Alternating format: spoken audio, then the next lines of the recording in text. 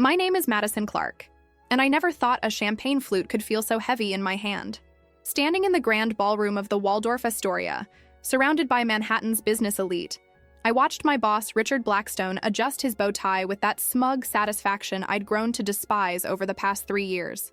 The annual Tech Innovation Gala was supposed to be my moment, after single-handedly securing the Morrison Industries contract, worth $12, $8 million to our firm.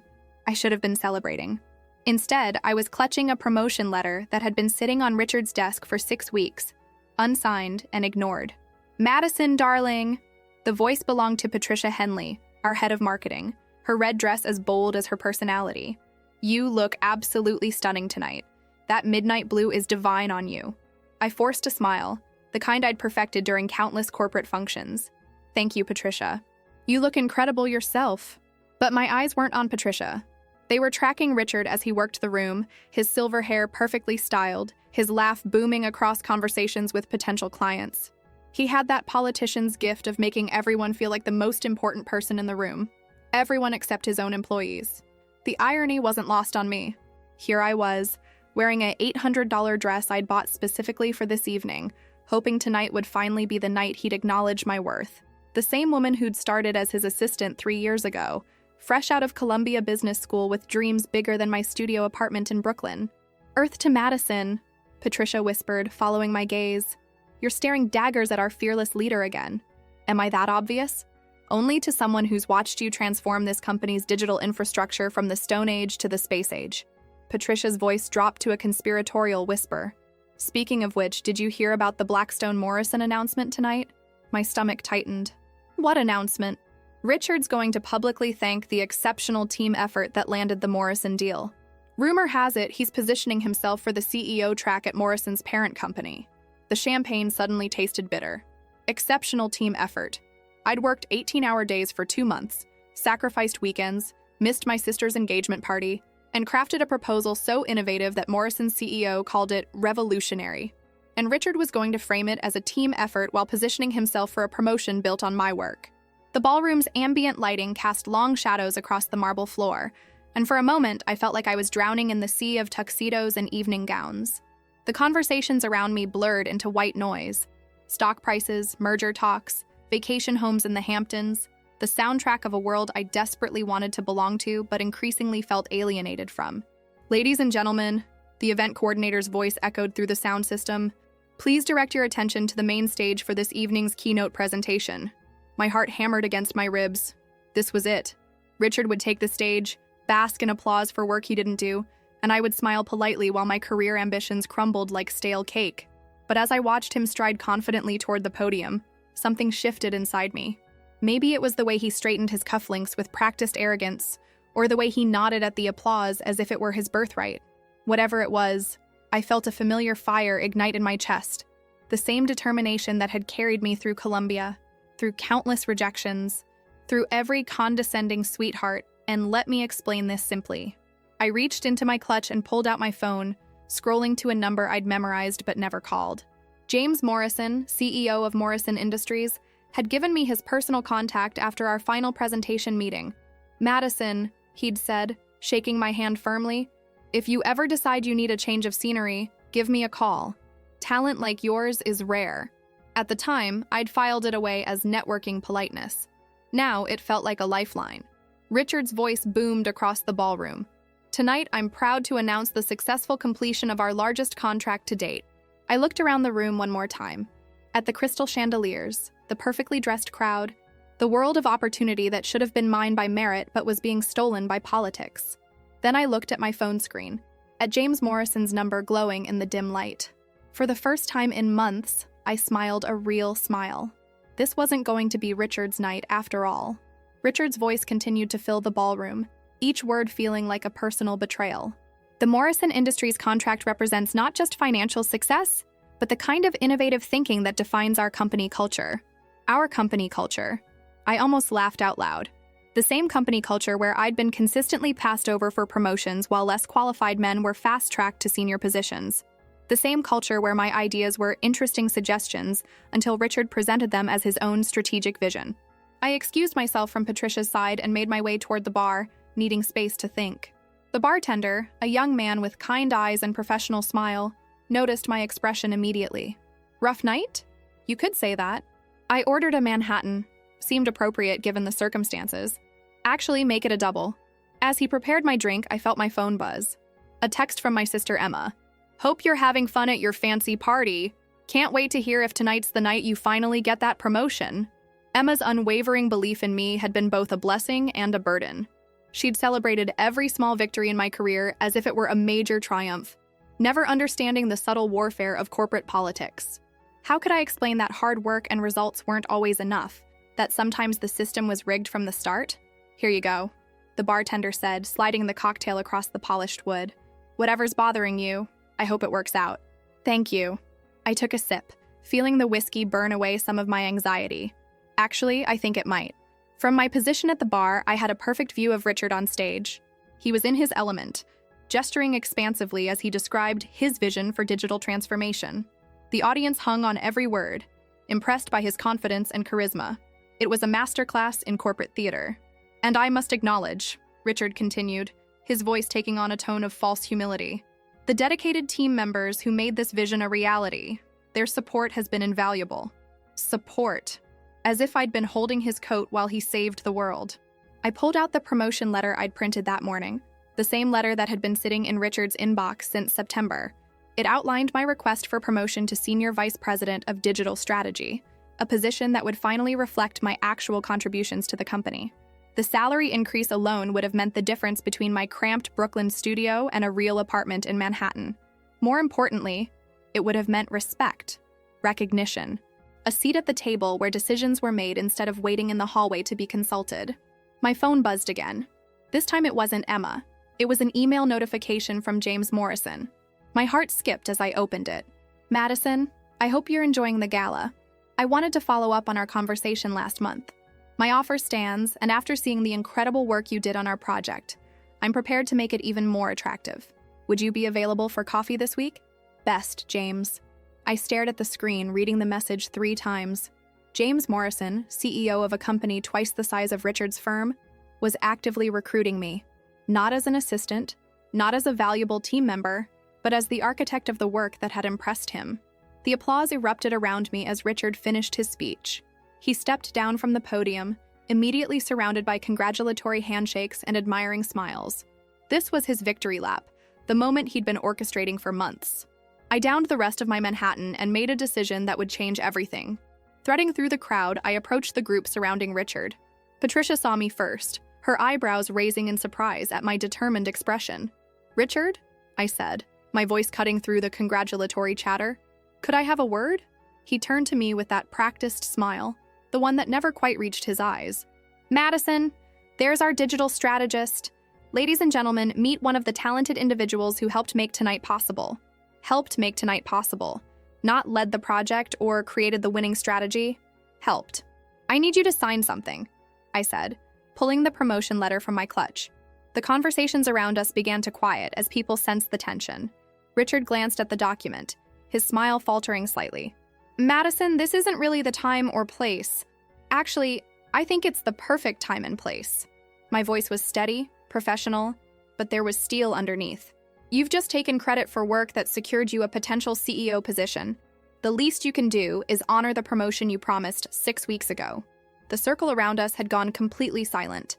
I could feel Patricia's concerned gaze, see the curiosity in the faces of board members and potential clients. Richard's carefully constructed evening was beginning to crack. His eyes hardened. "I said this isn't the appropriate venue for personnel discussions. Then when is?" The question hung in the air like a challenge, because I've been waiting for the appropriate venue for 6 weeks. I've sent follow-up emails, scheduled meetings that you've canceled, and watched you present my work as your own strategic vision. Richard's face was flushing red above his bow tie. "Madison, I think you need to step outside and get some air." "What I need," I said, my voice rising just enough to carry to the nearby conversations, "is for you to sign a promotion letter for work that everyone in this room now knows I did." The ballroom felt electric with tension. I was burning bridges in real time, torpedoing my career at this company with every word. But for the first time in 3 years, I felt like myself again. Not the agreeable assistant, not the grateful team member, but the woman who'd graduated summa cum laude and built digital strategies that revolutionized client relationships. Richard leaned closer, his voice a harsh whisper. If you don't stop this ridiculous display immediately, you'll be clearing out your desk on Monday morning. I smiled then, a real smile that probably looked terrifying in the ballroom's dramatic lighting. Actually, Richard, I have a better idea. I reached into my clutch again, this time pulling out a different document, one I'd had my lawyer prepare weeks ago, just in case. My resignation letter. I quit. The words hung in the air between us like a gauntlet thrown down in medieval combat. Richard's face cycled through several expressions, surprise, anger, and then something that looked suspiciously like panic. You quit? His voice was barely controlled, aware that we were now the center of attention for at least half the ballroom. Madison, you're clearly having some kind of emotional breakdown. Why don't we table this discussion? There's no discussion to table. I handed him the resignation letter with the same professional courtesy I'd maintained for 3 years. This is effective immediately. I'll have my personal items removed from the office by Monday afternoon. Patricia stepped closer, her voice urgent and low. Madison, honey, what are you doing? You can't just... I can, and I am. I turned to address the small crowd that had gathered around us, my voice clear and confident. Ladies and gentlemen, I apologize for the disruption. Richard, I'm sure you'll manage just fine without your valuable team member. The emphasis on his earlier words wasn't lost on anyone present. I could see recognition dawning on several faces. Board members who'd been in meetings where I'd presented strategies, clients who'd worked directly with me on implementations.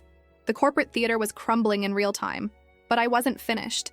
This was the moment I'd been unconsciously preparing for since the day I'd started working for Richard, since every condescending comment and stolen idea had chipped away at my professional soul. I pulled out my phone and opened James Morrison's email, then looked directly at Richard. Oh, and before I forget, James, I'd love to have that coffee. How about tomorrow morning? Richard's eyes widened as he realized I was responding to an email in real time, in front of everyone. Madison, what are you... James Morrison offered me a position last month, I announced to our captive audience, my finger hovering over the send button. Senior Vice President of Digital Innovation at Morrison Industries. Apparently, he was impressed by my work on our recent project. The ballroom had gone completely silent around us. Even the ambient music seemed to have stopped. Patricia looked like she was watching a car crash in slow motion, while Richard appeared to be calculating exactly how catastrophic this moment was for his carefully planned evening. You wouldn't dare, he whispered. Wouldn't I? I hit send on my reply to James Morrison, then showed Richard the screen. I just did. The response came back almost immediately. Perfect timing. How about 8 a.m. at the Regency Club? I have an offer that will make this evening worth celebrating. I turned to face the crowd one more time, my voice carrying across the marble floors and crystal chandeliers. Ladies and gentlemen, it's been an absolute pleasure working with many of you.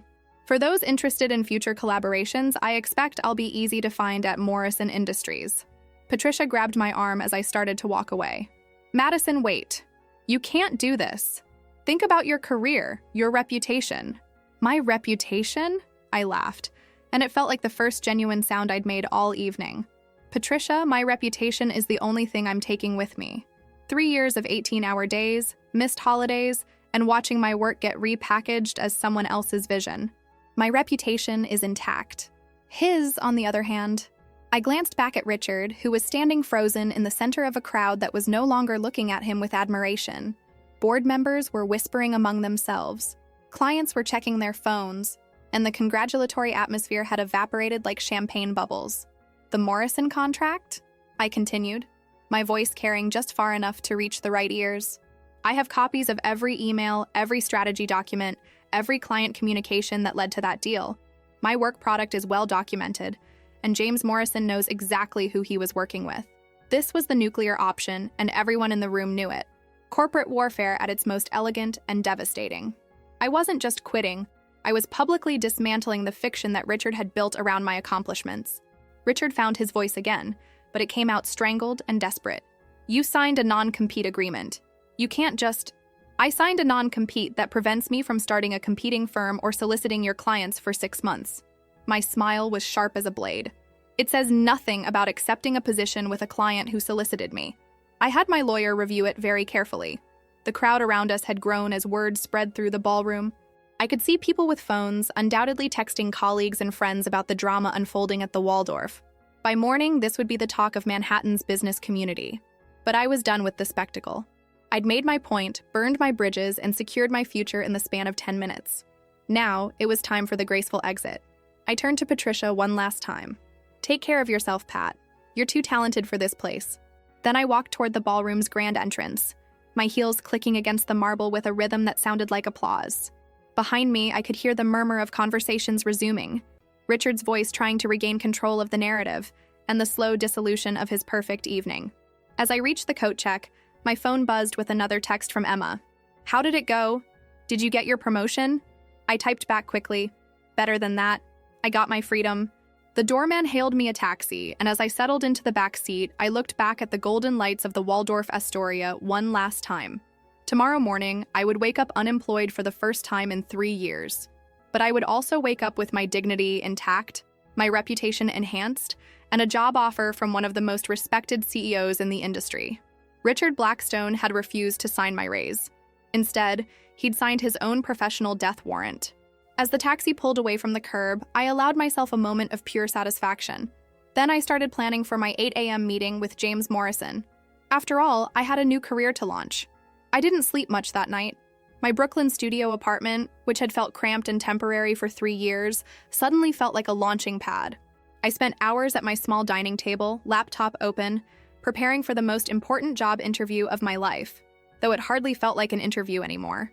By 6 a.m., I was dressed in my sharpest business suit, a charcoal gray ensemble that made me feel like the executive I was about to become. The morning news was playing in the background as I finished my coffee, and I nearly choked when I heard the business segment mention disruption at last night's Tech Innovation Gala and executive departures at prominent consulting firms. My phone had been buzzing since dawn. Text messages from colleagues who'd heard rumors, LinkedIn notifications from connections requesting coffee meetings, and 3 missed calls from headhunters who'd somehow gotten wind of my availability. But the most interesting message was from Patricia, sent at 2:47 a.m. "Madison, you magnificent crazy woman. Richard spent 2 hours in damage control meetings with the board.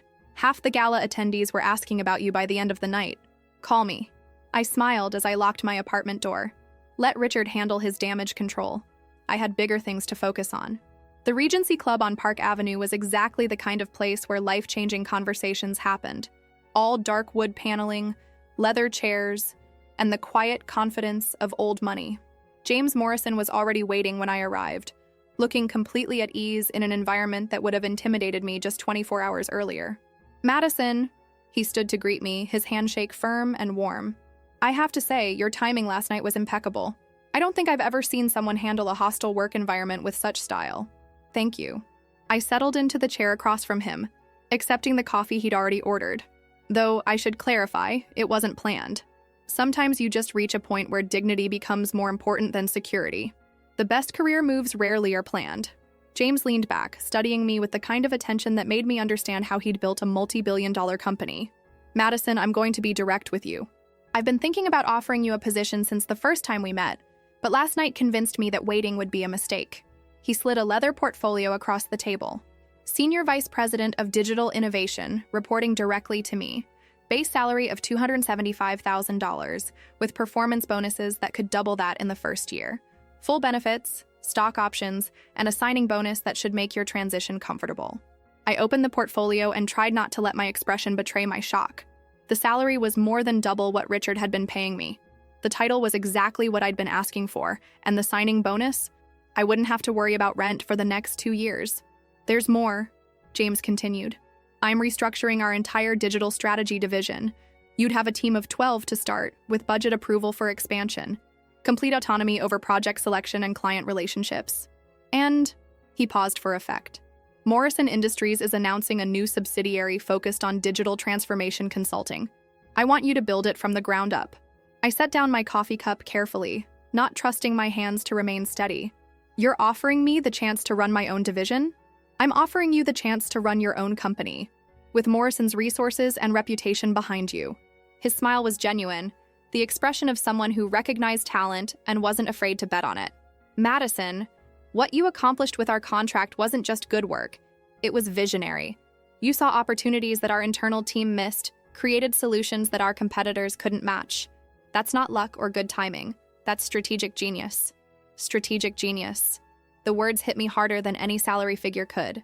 For 3 years, I'd been treated like a capable assistant with good ideas. James Morrison was offering to treat me like the executive I'd always known I could be. What about the non-compete with Richard's firm? Already reviewed by our legal team.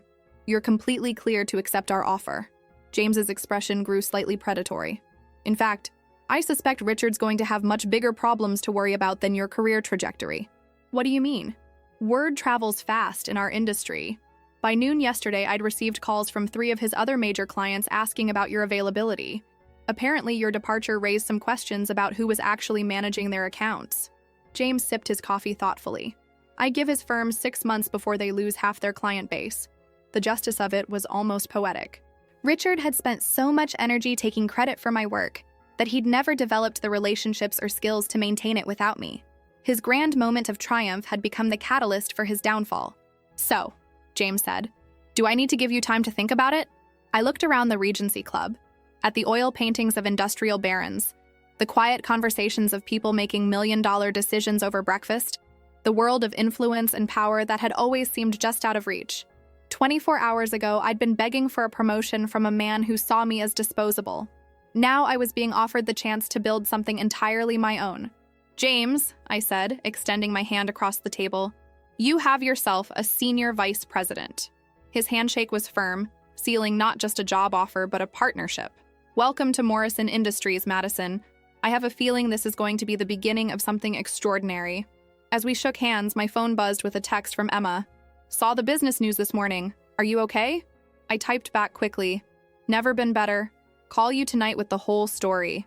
Walking out of the Regency Club into the crisp October morning, I felt like I was seeing Manhattan with new eyes. The same streets I'd walked as an underpaid, underappreciated assistant were now the territory of a senior executive with unlimited potential. My phone rang as I hailed a taxi. Patricia's name flashed on the screen. Madison Clark, you absolute legend, she said before I could even say hello. Do you know what you've done? Started my new career? Ended Richard's. Patricia's voice was gleeful. The board called an emergency meeting this morning. 3 clients have already indicated they're reviewing their contracts, and the Morrison Industries announcement about their new digital consulting subsidiary is being covered by the Wall Street Journal. I settled into the taxi, giving the driver my address. Patricia, whatever happens to Richard, that's his responsibility. I'm focused on moving forward. Well, you're not the only one. I just accepted a position with Morrison Industries myself, Director of Strategic Communications for your new division. I nearly dropped the phone. What? James Morrison called me at 7 a.m. Apparently you mentioned that I was too talented for Richard's firm. He offered me a chance to jump ship and work with you again. Patricia's laugh was pure joy. Madison, we're going to build something amazing. As the taxi moved through Manhattan traffic, I watched the city blur past the windows. In less than 12 hours, I'd gone from corporate servant to executive leader, from asking for respect to commanding it. The woman who'd stood in the Waldorf ballroom clutching a denied promotion letter was gone forever. In her place was someone I recognized from business school, from the ambitious dreams I'd set aside in favor of steady paychecks and false promises. Someone who understood that sometimes the biggest risk is not taking one at all. My phone buzzed with an email from James Morrison. Madison, looking forward to Monday morning. Your first assignment, hire the best team in the industry. Budget is unlimited. Build something that will make our competitors nervous. Welcome to the major leagues. I smiled as I typed back. Challenge accepted. The taxi pulled up to my building, and as I walked toward the entrance, I realized something had fundamentally changed about the way I moved through the world. My shoulders were straighter, my step more confident. I wasn't just Madison Clark anymore. I was Madison Clark, Senior Vice President of Digital Innovation at Morrison Industries. Richard Blackstone had refused to sign my raise at the gala. Instead, he'd signed his own irrelevance while handing me the keys to my future. And my future was just getting started. My first week at Morrison Industries felt like drinking from a fire hose while riding a roller coaster. The executive floor buzzed with an energy I'd never experienced. Phones ringing with million-dollar deals, assistants coordinating meetings with Fortune 500 CEOs, and conversations that shaped entire industries happening over coffee in corner offices. My new office was a corner suite on the 45th floor with floor-to-ceiling windows overlooking Manhattan. The furniture was real leather, not the plastic imitation I'd grown accustomed to. My desk was mahogany, large enough to host meetings, and equipped with dual monitors that displayed real-time market data and project dashboards. Madison, your 10 a.m. is here. announced Jennifer, my new executive assistant. She was efficient, professional, and treated me with the kind of respect I'd been craving for 3 years. The team leads for the Hartley Financial Project are ready for the strategy briefing. The Hartley Financial Project. My first major assignment as Senior VP, and James Morrison had made it clear that this would set the tone for my entire tenure at the company. Hartley was a mid-sized investment firm looking to modernize their entire digital infrastructure, a $3.2 million contract that could lead to much larger opportunities if executed properly. I straightened my blazer and walked into the conference room, where 4 team leads sat around a polished conference table. These weren't junior analysts or eager interns. They were seasoned professionals with decades of experience, and they were looking to me for leadership. "Good morning, everyone," I said, taking my seat at the head of the table. "Before we dive into the Hartley project specifics, I want to establish how we're going to work together." Michael Chen, the lead systems architect, leaned forward slightly. He was 43, had been with Morrison Industries for 8 years, and had probably wondered why a 30-year-old woman was suddenly his boss. "I know some of you might have questions about my background," I continued, meeting each person's eyes. "I've spent the last 3 years developing digital strategies that have generated over $50 million in revenue for my previous firm. I didn't get this position because of connections or politics. I got it because I deliver results." Sarah Martinez, the project manager, nodded approvingly. "What's your approach to team leadership?" "Collaborative decision-making, individual accountability, and transparent communication. I don't take credit for your successes, and I don't blame you for failures that are mine to own." I opened the Hartley file on my tablet. That said, I have high standards, and I expect excellence from everyone in this room. For the next 2 hours, we dissected Hartley Financial's current systems, identified pain points, and brainstormed solutions. It was the kind of strategic thinking I'd been doing for Richard, except now I was directing the conversation instead of waiting for permission to contribute. "The mobile banking platform is their biggest vulnerability," observed David Kim, our user experience specialist. "Their current system looks like it was designed in 2015, which gives us an opportunity to create something truly innovative," I responded. "What if we designed a platform that anticipates user needs instead of just responding to them? Predictive banking that uses AI to help customers make better financial decisions?" The room went quiet. Michael Chen looked up from his notes with renewed interest. "That's actually brilliant. Hartley's customers are primarily high-net-worth individuals who would value that kind of personalized service." "Exactly. We're not just updating their technology, we're reimagining their entire customer relationship model." I could feel the energy in the room shifting as the team realized we were working on something special. "Sarah, I need you to research the regulatory implications. David, start sketching user interface concepts. Michael, let's talk about the AI architecture requirements." As the meeting concluded and team members filed out, Sarah lingered behind. "Madison, can I ask you something?" "Of course." "How did you develop this kind of strategic thinking? Because what you just outlined, that's not just technical implementation, that's business transformation." I smiled, remembering all the nights I'd stayed late in Richard's office, developing strategies that he'd present as his own. Sometimes the best education comes from watching other people take credit for your ideas. It teaches you to think bigger the next time. That afternoon, I had lunch with Patricia at a small Italian restaurant near Morrison's headquarters. She'd accepted the Director of Strategic Communications position and was scheduled to start the following Monday. "How's the first week treating you?" she asked, twirling pasta around her fork. "Like drinking from a fire hose, but in the best possible way." I sipped my wine, feeling the stress of constant learning mixed with the excitement of unlimited possibility. "Patricia, I need to ask you something. When you worked with Richard, did you ever feel like you were capable of more than he allowed you to be?" "Every single day." Her response was immediate and emphatic. "Madison, watching you present at that gala was like watching someone finally stand up to a bully. Richard never understood that leadership isn't about taking credit, it's about creating conditions where other people can do their best work. That's what I'm trying to build here. A team where everyone's contributions are recognized and rewarded." "Speaking of Richard," Patricia's expression grew more serious, "I heard through the grapevine that he's been calling former clients, trying to manage the fallout from your departure." My stomach tightened slightly. "What kind of fallout?" "Questions about project continuity, concerns about who was actually running their accounts, requests for documentation that apparently only you had access to." Patricia leaned closer, lowering her voice. "Madison, I think you might have been more integral to that firm's success than even you realized." The thought was both satisfying and slightly terrifying. I'd known my work was valuable, but the idea that my departure could destabilize an entire company, was something I hadn't fully considered. There's something else, Patricia continued. Rebecca from accounting mentioned that Richard has been asking about your non-compete agreement. He's looking for ways to legally challenge your move to Morrison Industries. I set down my wine glass, feeling my blood pressure spike. On what grounds?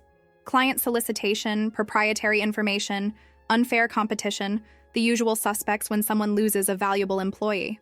Patricia's expression was sympathetic, but concerned. Madison, you need to be careful.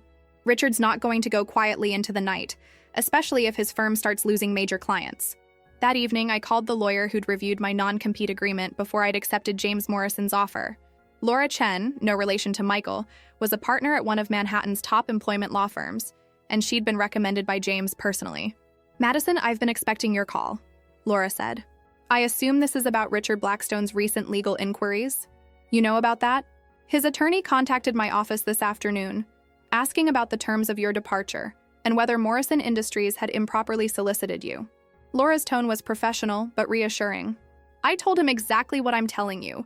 Your non-compete agreement is narrow in scope. Morrison Industries approached you after you'd already resigned, and you haven't solicited any of your former clients. But what if clients choose to follow me? That's their choice, not yours. You can't prevent former clients from making independent business decisions. Laura paused.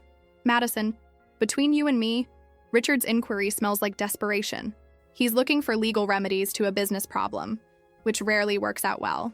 After hanging up with Laura, I sat in my apartment, which suddenly felt too small for the life I was building, and tried to process the implications of what I'd learned. Richard wasn't just angry about my departure. He was apparently facing real business consequences that threatened his company's survival. The smart thing would be to keep my head down, focus on my new role, and let Richard deal with his own problems. But as I looked at my phone, I saw a text from Michael Chen. Madison, the Hartley team is excited about tomorrow's client presentation. This feels like something special. Something special. That's what I was building at Morrison Industries. Not just success, but significance. The kind of work that transformed industries and created opportunities for everyone involved. Richard Blackstone had refused to sign my raise, but in doing so, he'd unleashed something he hadn't anticipated. Not just my departure, but my determination to prove that his biggest mistake was underestimating what I was capable of achieving. My phone buzzed with an email from James Morrison. Madison, preliminary feedback from the Hartley presentation is outstanding.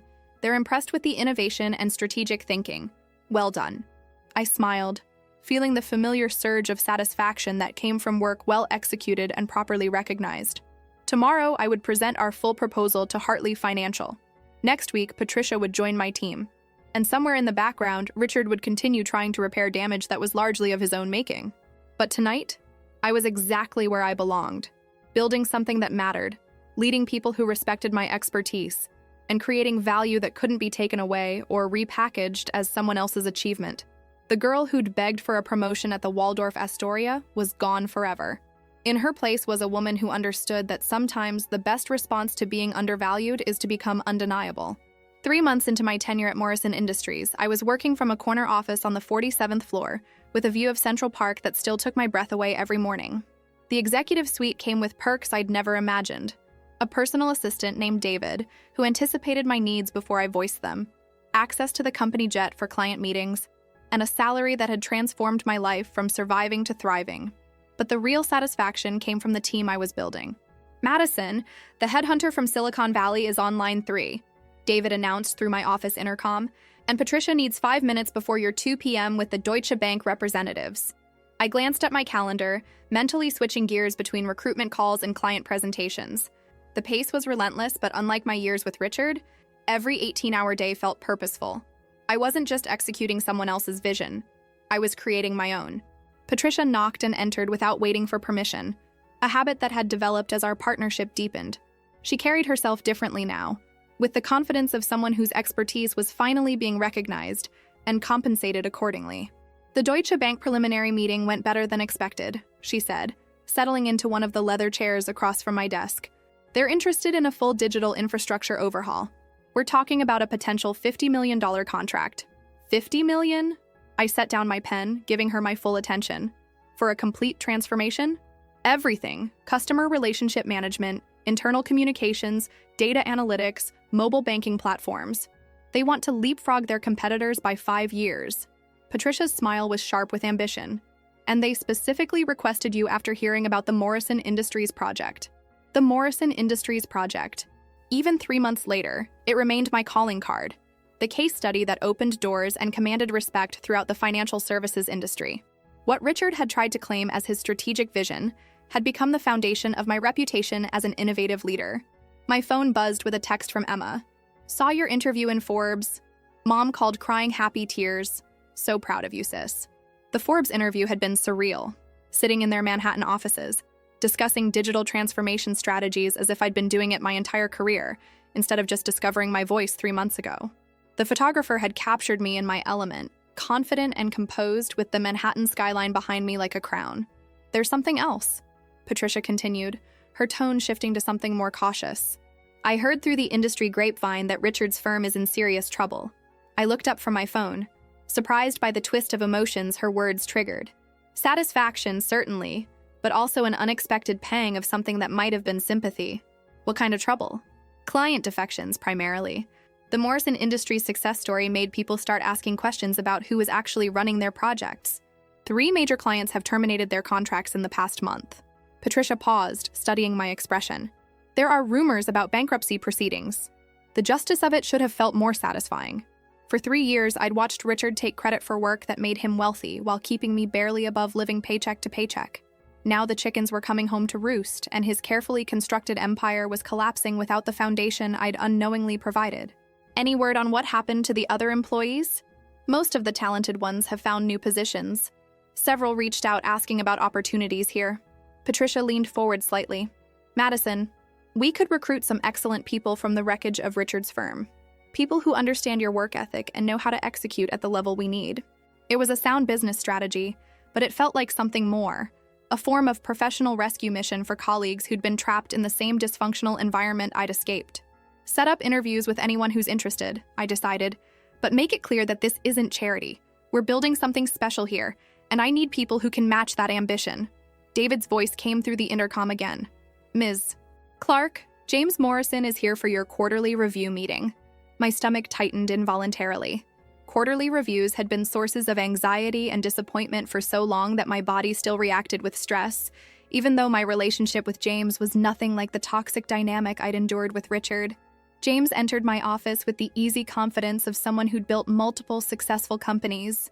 At 62, he had the kind of presence that commanded rooms without effort. Silver hair, perfectly styled, custom suits that fit like armor, and eyes that missed nothing. Madison, he said, settling into the chair Patricia had vacated. I have to say, these quarterly numbers are impressive. Revenue up 340% since we launched the digital consulting division, client satisfaction scores that are frankly unprecedented, and a team retention rate of 100%.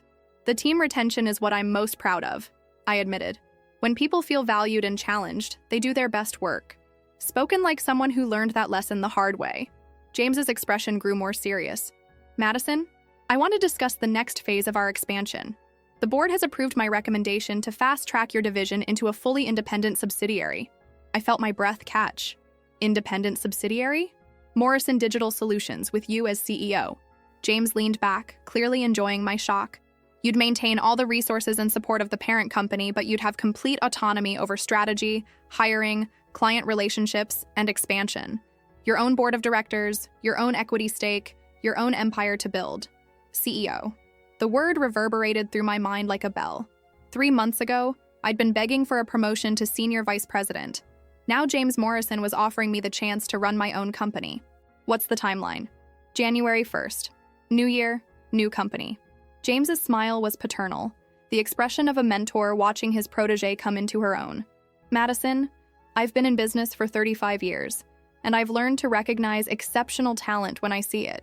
You have something that can't be taught. The ability to see possibilities that others miss, and the leadership skills to make those possibilities real.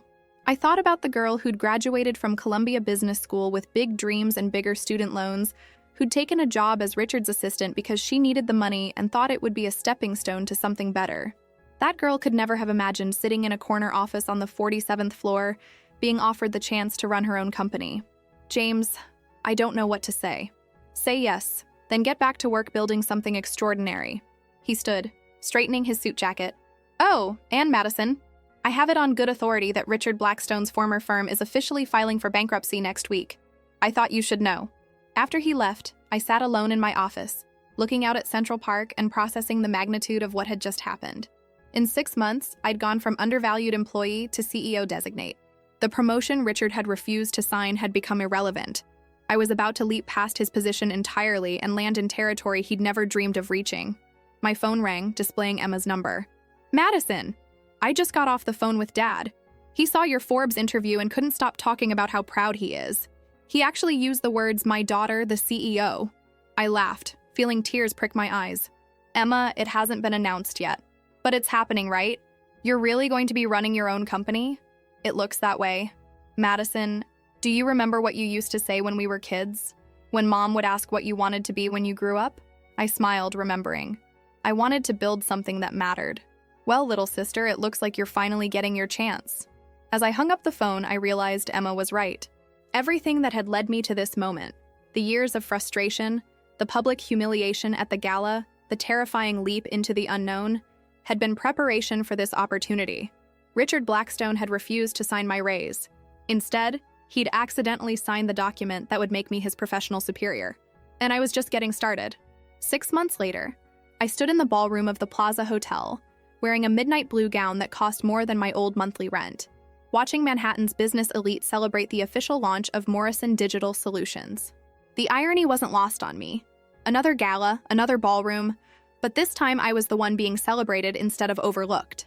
Ladies and gentlemen, James Morrison's voice carried across the crowd, please join me in welcoming the CEO of Morrison Digital Solutions, Madison Clark. The applause was thunderous as I walked to the podium, my heels clicking against marble floors with a rhythm that now sounded like confidence instead of anxiety. The crowd before me included Fortune 500 CEOs, venture capitalists, and technology leaders, the same caliber of people who'd ignored me when I was Richard's assistant. Thank you, I said, waiting for the applause to settle. 6 months ago, I stood in a similar ballroom, watching someone else take credit for work I'd done, for vision I'd created, for success I'd earned.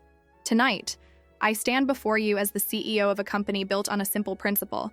Talent should be recognized, innovation should be rewarded, and no one should have to beg for the respect they've earned. I could see Patricia in the front row, beaming with pride. Beside her sat David, my former assistant who'd been promoted to chief operating officer when we'd launched the subsidiary.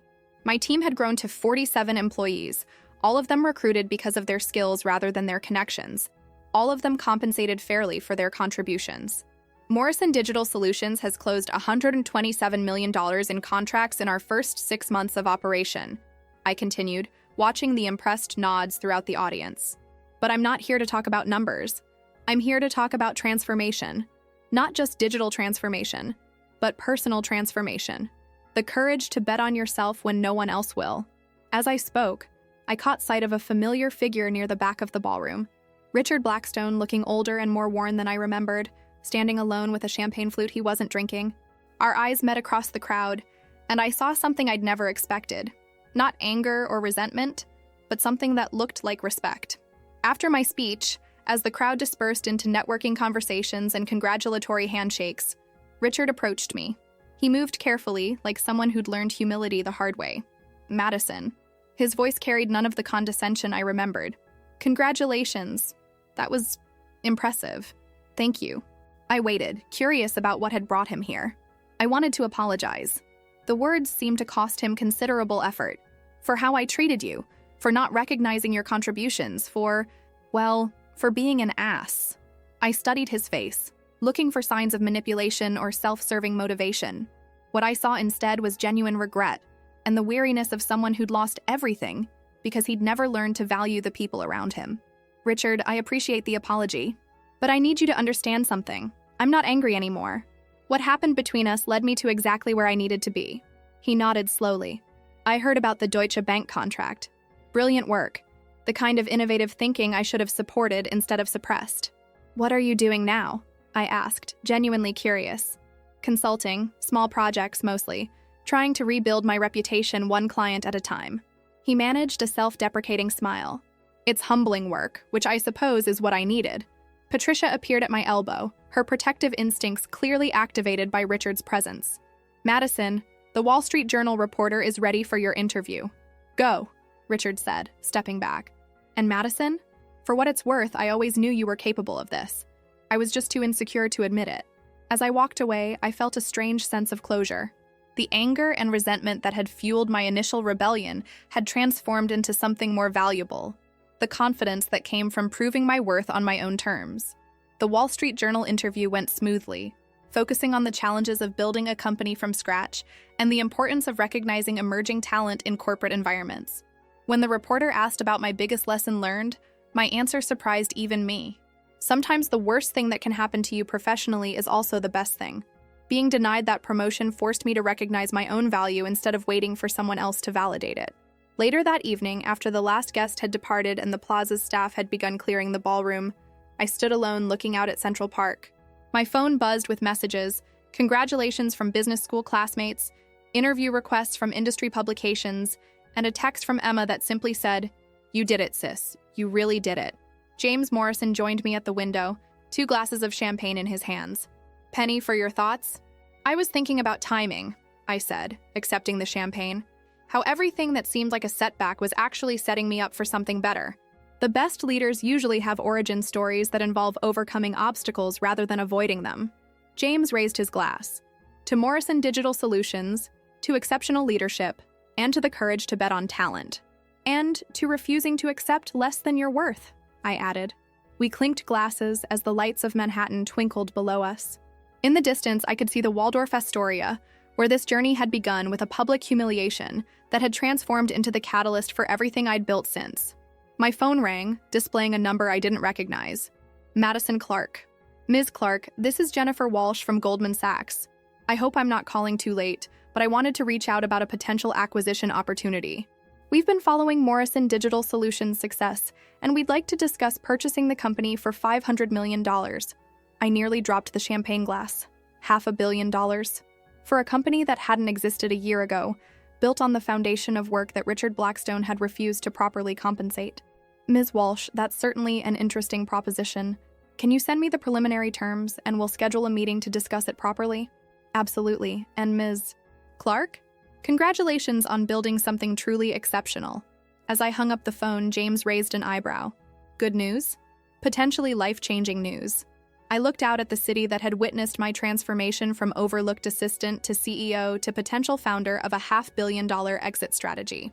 "James, what would you say if I told you Goldman Sachs wants to acquire Morrison Digital Solutions?" His smile was immediate and genuine. "I'd say that sometimes refusing to sign someone's raise turns out to be the most expensive mistake a person can make." I laughed, thinking about Richard Blackstone learning to rebuild his career one client at a time, while I fielded acquisition offers that would set me up for life. The symmetry was almost poetic. "Madison," James continued, "whatever you decide about Goldman Sachs, I want you to know that watching you build this company has been one of the highlights of my career. You took a moment of professional humiliation and turned it into a masterclass in leadership and innovation." As we finished our champagne and prepared to leave the plaza, I reflected on the journey that had brought me here. The girl who'd stood in the Waldorf ballroom clutching a denied promotion letter had evolved into a woman who could command $500 million for the company she'd built from scratch. Richard Blackstone had refused to sign my raise at the gala. Instead, he'd inadvertently signed the first page of a success story that was still being written. And tomorrow morning, I would wake up as the CEO of a company that Goldman Sachs considered worth $500 million. With a team of brilliant professionals who respected my leadership and a future full of possibilities I was only beginning to imagine. The best revenge, it turned out, wasn't revenge at all. It was success so complete and undeniable that it transformed former enemies into admirers and created opportunities beyond my wildest dreams. As my driver held open the door of the company car, my company car, I smiled at the Manhattan skyline one more time. Richard had taught me an invaluable lesson that night at the Waldorf, though not the one he'd intended. He'd taught me that sometimes you have to lose everything to discover what you're truly capable of building.